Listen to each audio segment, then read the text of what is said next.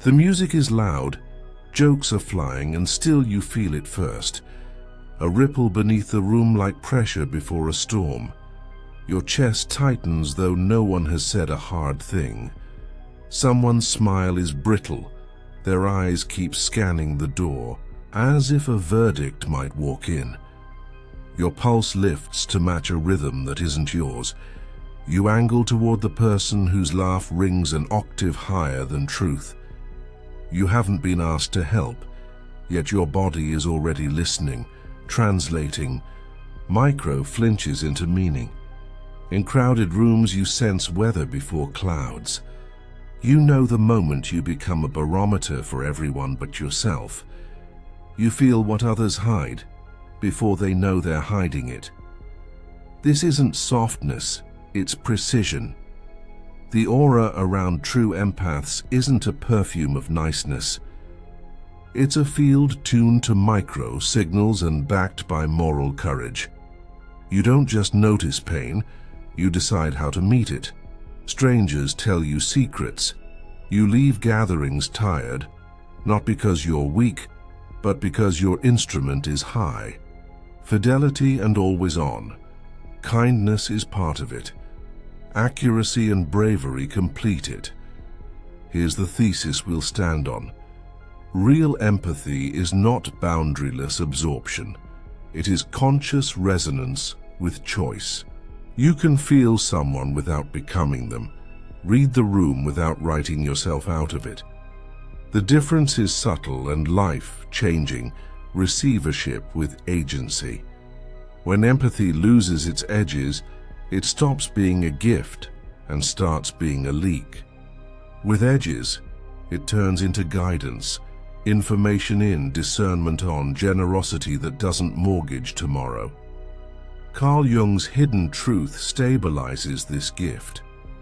Every psyche wears a persona, the face shown to be welcomed and carries a shadow, the parts exiled to stay welcomed. When the persona performs kindness while the shadow holds anger or need, your aura splits. You broadcast care while your body bargains. Hungry systems hear the split as invitation. Integration changes the signal. When exiled parts return, face and body match, and your field says, present, kind, not for sale. Maybe you've been told you're too sensitive. Reframe it. You are a high-fidelity receiver with dials. Learn where the knobs are and who may touch them. When the gain is maxed and boundaries are low, you read pain as duty and eagerness as debt. Set the levels yourself, and feeling becomes data, not destiny. The true empath is not a sponge. They are a lighthouse, bright, steady, and not boarding every ship they guide. If you've confused empathy with hypervigilance, you are not alone. Many of us learned to scan moods in chaotic rooms because it kept us safe. That habit can look like empathy, but runs on fear, not love. Hypervigilance asks, how do I prevent danger? Empathy asks, how can I meet this moment honestly? The first collapses your center to manage the perimeter. The second locates your center first, then chooses a response. One drains, the other sustains. So here is the promise for your attention. First, the map. We'll define the aura, somatic resonance plus ethical intention, so you stop mistaking exhaustion for compassion. Second, the trap. Why empaths attract users and projects, and how an unintegrated shadow feeds it. Third, the alchemy. Practices that keep your gift and your edges, repeatable steps that don't burn out your nervous system. If a quiet part of you fears that better boundaries will dim your light, notice the lie inside that fear. Parasites prefer hosts who doubt their right to refuse. Your light does not fade when focused, it strengthens. Discernment is brightness with direction. The people who are drawn to your endless availability may complain when you add edges. The people who are drawn to your truth will come closer when you do. Which group deserves front row in life? Picture the crowded room again. Only this time, you feel the same ripple and choose differently. You drop your breath lower, let your shoulders settle, and ask a private question: mine, theirs, or the field? You decide to stand beside rather than inside the storm. You are present without merging, kind without rescuing, aware without volunteering for a role you didn't audition for. Notice how much energy is still in your body when you leave. That surplus is proof. Resonance with choice is sustainable. In a moment we'll decode the aura's mechanics so you can stop confusing pain reading with love. We'll separate the gift of empathy from the survival strategy that once kept you safe, show how persona and shadow can shake hands, and give you language for yes on purpose and no without apology. If you've carried the secret fatigue of being the soothing one, stay with me. What overpowered you wasn't sensitivity. It was the belief you had to spend yourself to stay good. That story ends here, and a steadier one begins. Think of your aura not as something mystical you must believe in, but as the way your whole system receives and organizes reality. For true empaths, it is a three-part weave: somatic resonance, ethical intention, and pattern memory. Somatic resonance is your body's antenna. Heart rate shifts, temperature changes, tiny muscle squeezes that register another person's weather. Ethical intention is the choice you bring to that data, to meet what you sense with care, not control. Pattern memory is the library that whispers, "We've been here before. Choose differently." Resonance gives signal. Intention decides whether you intrude or accompany. Memory says, "We have options." When all three braid together, empathy becomes precise rather than porous. Now the crucial distinction. Empathy is a tuned presence. Hypervigilance is threat. Scanning learned in chaotic homes. Both can feel like sensitivity, but they run on different fuels. Hypervigilance asks, "What must I fix to be safe?" Empathy asks, "What is true here and what is mine to do?" The first collapses your center to manage the perimeter, often leading to fawn compliance, agreeing, smoothing, rescuing to prevent eruption. The second keeps your center and offers help with consent. One empties you, the other sustains you. Jung gives us a practical map. Persona is the helpful self the world rewards, the mask that smiles, solves, and says no worries. Useful until it becomes compulsory. Shadow is where exiled needs and anger live. When you integrate them, anger turns into boundary and need turns into clarity, powering discernment instead of sabotaging it. Without that integration, the persona over functions and the shadow acts out sideways. Resentment, exhaustion, quiet despair dressed as kindness. Then there are complexes. Old, emotional circuits that hijack perception. Maybe yours whispers, "If you're upset, I'm responsible." That single sentence can turn every room into an exam you must pass. It fuses empathy with penance and erases consent. Remember, a complex is not character. It is a reflex wired by repetition. Once you can name it, you can choose again. How do empaths take on emotions in the first place? Often through projected material. Another person disowns a feeling and your open system volunteers to host it. Identification does the rest. Your history matches their story and your body wears the feeling like it's yours. You find yourself apologizing for someone else's tension, repairing a mood you didn't break, fixing logistics so conflict won't surface. The room relaxes and calls it grace. Your nervous system calls it cost. Let's give you a body check. You can use today. Pause. Scan breath, high and fast or low and steady. Scan shoulders, lifted and braced or hanging with weight. Scan the solar plexus, knot, hollowness, warmth. Label the sensations without judgment. Then ask 3 questions. Mine, theirs, field. Mine means this emotion started inside you. Theirs means it belongs to the person you're with. Field means it rises from the relational air. Everyone is amplifying everyone. Let the answer guide the scale of your response. Tend mine first, witness theirs without custody, and keep field light and spacious. A quick micro scene. You arrive at dinner and feel the prickle before the appetizers. 2 people trade politeness like receipts. Your shoulders hitch. You refill glasses, crack a joke, steer conversation to safe islands, offer to help in the kitchen, fixing the room before anyone asks. By dessert, you are tired and vaguely proud that nothing exploded. Later, you wonder why your chest feels heavy. Because you ran the old protocol. Sense, absorb, resolve, vanish. No one elected you, a complex did. Try the mine, theirs, field question while watching. Notice your body answer before your mind. If it says theirs, practice companionship without custody. I can sit with you and I trust you to carry what is yours.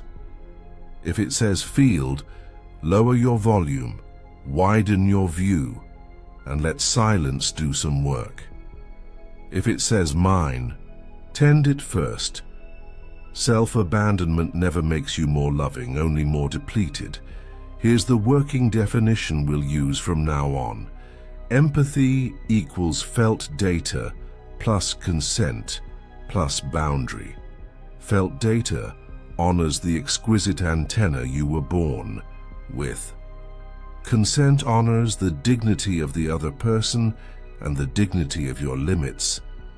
Boundary ensures your help doesn't mortgage your future. When any element is missing, the aura blurs and users walk in as if the door were made for them. Hold this map lightly and test it in moments. Ask fewer, am I too sensitive? And more, am I centered and consenting? See if the people around you grow more capable when you care, or more dependent. Your answer will tell you whether you're practicing resonance or rehearsing rescue. If the map is this clear, why do empaths still get drained? The trap is older than your gift, and once you see it, you won't play it on instinct anymore. You didn't wake up one day carrying everyone's storms. You learned it. In a house where moods cracked like thunder, you became the barometer. Parentification looked like maturity. Set the table, soothe the adult, interpret the silence, explain. The outburst so bedtime could happen. People pleasing looked like kindness. Anticipate, accommodate, apologize. Intermittent reinforcement sealed it. Days of cold, then sudden warmth when you made it easy for them. Your nervous system paired. Love with labor, closeness with caretaking, safety with self-erasure. That training explains what came later. Empaths are magnetic to narcissistic and emotionally avoidant partners for a simple reason. Your field promises regulation.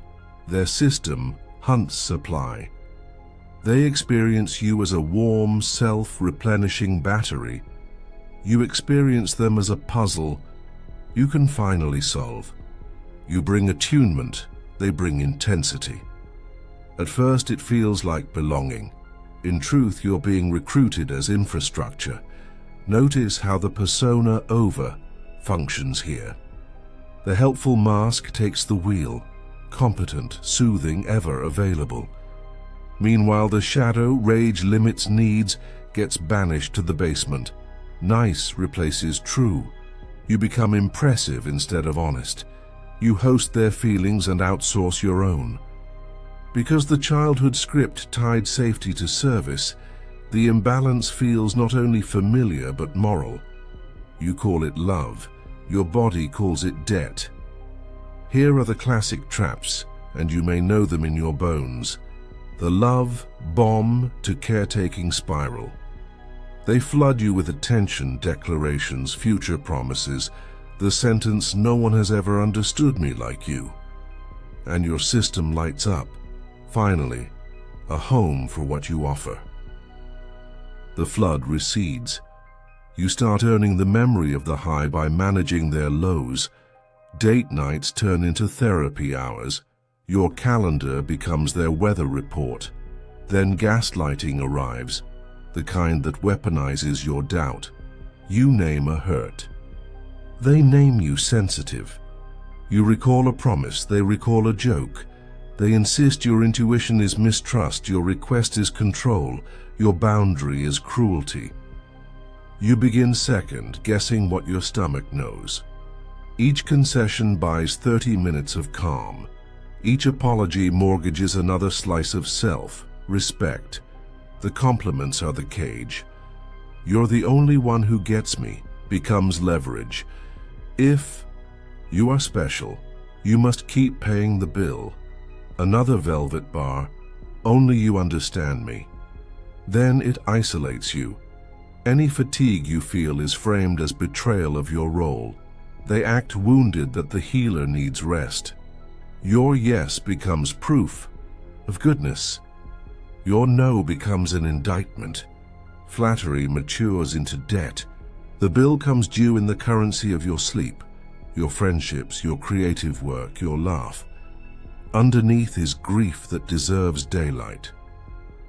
You were miscast as healer when what you wanted was reciprocity. A relationship where care circulates, where the middle of the conversation belongs to both of you, where your nervous system can lie down. It isn't petty to want that.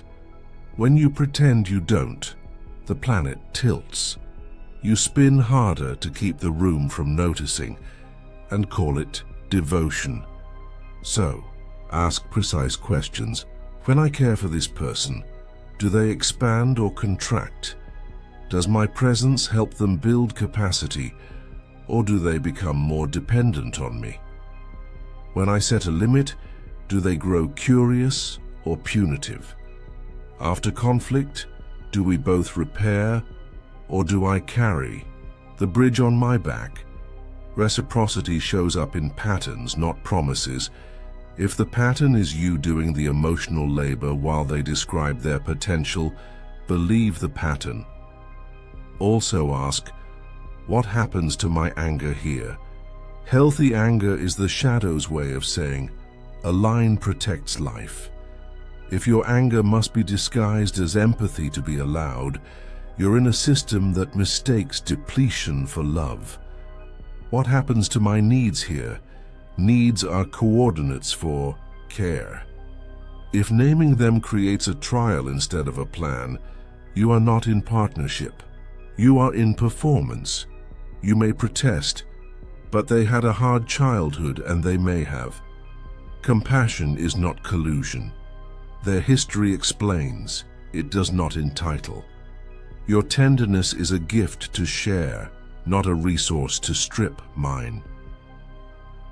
Love that cannot tolerate your limits is asking for a parent, not a partner. You did that job already. You were hired at 8 without pay and the position never ended. You get to resign. Changing this script carries suspense. Compliments are persuasive. Being called rare feels like oxygen after years of stale air. But the rare thing isn't your availability. It is your discernment. The moment you realize that a compliment without accountability is just wrapping paper. open it. If there is no growth inside, set it down. Here's your litmus test boiled to a sentence. Does my care create capacity in them or dependence on me? Ask it after dates, after arguments, after favors. If the answer is dependence, you can love them and still choose distance. If the answer is capacity, you'll feel it. Shared weight, simple joy, fewer emergencies, ordinary days where nothing needs rescuing. So how do you keep your gift without bleeding? The alchemy starts now. We'll inventory the rescuers inside you. Rebuild boundaries that breathe and teach your body what sustainable light feels like. Because you weren't born to be a battery for broken circuits. You were born to be a person whose empathy has edges, whose yes means yes because no is intact, and whose love invites growth instead of swallowing you whole. Here's a protocol you can use when your empathy starts to leak. It's short, humane, and built for shaky hands. We're going to name the voices, rebuild witnessing, restore boundaries, and teach your body what steady feels like. Take what serves, leave what doesn't, and remember, the goal isn't perfection, it's traction. Every small repeatable action is a vote for a different nervous system. First, name and externalize the introject, the inner fixer or judge that hijacks the wheel. Give it a label. Many hear two, the rescuer and the auditor. The rescuer whispers, "If you don't help, they'll hurt." The auditor hisses, "If you're not flawless, you'll be left." When either arrives, speak out loud. That's the rescuer speaking, "I choose consent." Or, that's the auditor, "I choose accuracy." Labels create distance. Distance returns choice. You're not deleting protections, you're demoting them from captain to consultant. Second, practice self-witnessing. After a trigger, write a 10-line scene report like a calm documentarian. 10 lines, no more. 1. What was said. 2. What I noticed in the room. 3. What my body did. 4. What I did. 5. Facts I can prove. 6. Stories I told. 7. What the rescuer demanded. 8. What the auditor accused. 9. What I need now. 10. The smallest next step. This separates sensation from story, urgency from importance, and gives your system evidence it can trust. Third, restore boundaries with a quick decision tree. Ask, safe, unsafe, or unclear. If safe, speak directly and briefly. If unsafe, increase distance, reduce access, and recruit support. If unclear, slow down and gather data. Contact settings are levers you control. Shorter calls, fewer topics, protected times. When guilt trips arrive, script your nervous system, not their approval. Try, "I'm available for honest repair, not pressure." Or, "I'm willing to talk when we can both be respectful," or simply, "No, that doesn't work for me." Fourth, somatic anchors. 90 seconds several times a day. Exhale longer than you inhale to tell the body it's not an emergency. Orient. Turn your head and let your eyes land on 3 ordinary things. Name their colors and shapes. Place a hand to your chest and feel warmth. Then 1 unconditional line, whispered if needed. "I'm worthy while unfinished." Your mind will argue, your body logs repetitions. You're teaching physiology the safety you didn't get to borrow. Layer micro practices to prevent leaks. Use the mine theirs mantra during conversations. If it's theirs, witness without custody. Pace your yes. delay commitments by an hour or a day so desire and capacity can vote. Add a 2, beat pause before helping. Breathe twice, then decide. Write an energy budget every Sunday. 3 non-negotiables that restore you. 3 flexible responsibilities and 1 emergency buffer. Protect the budget like you would a child's sleep.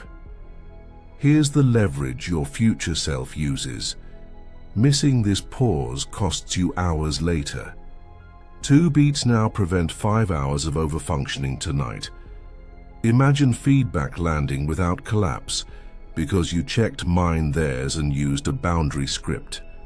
Imagine leaving a conversation with energy in the tank because the rescuer didn't. Answer the phone first. Micro choices accumulate. Your calendar will show the difference before your critic admits it. You will forget and overgive. That's expected. The measure isn't purity, it's return time. How fast can you notice, label, witness, and choose? When you catch yourself mid, rescue, say, pause, place a hand to heart, and pick 1 step. A 2, beat breath, ease your eye, 10-line report, a short boundary. Agency grows when the steps are simple enough to perform under stress. Let easy be powerful. Keep a few lines in your pocket for common traps. When someone rushes you, I don't decide under pressure. When they call you cold for having limits, clarity is how I keep relationships healthy. When they reframe your no as an attack, saying no is protecting my yes.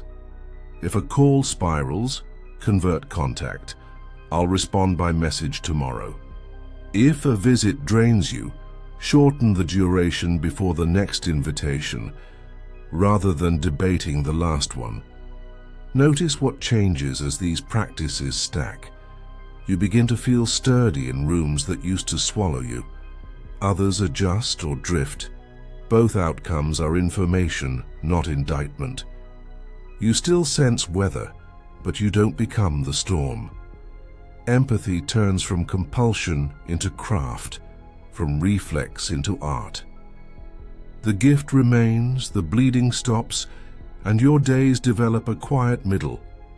Picture the next hard conversation. You breathe, scan, mine theirs, choose a clean sentence, and feel your spine stay long afterward. Feedback lands, and your chest doesn't cave. You're curious, not crushed. You leave with energy you didn't spend proving goodness. That surplus is your signal that a new self is arriving. Steady, generous, precise, finally on your side. Once the edges are stable, who are you? Without the costume. Begin here. Worth is not a wage. It is not earned by absorbing other people's storms, performing calm or solving rooms. It arrived with you. When you stop treating value like a paycheck and start treating it like oxygen, decisions change. You don't hustle to breathe, you breathe to choose.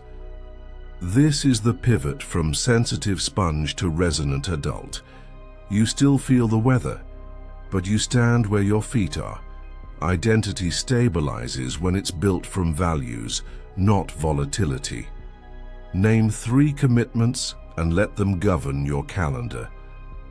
What I protect: sleep that resets my system, creative time that keeps me honest, truth that prevents pretending. What I create: service that doesn't erase me, art that reflects me, peace that outlasts adrenaline.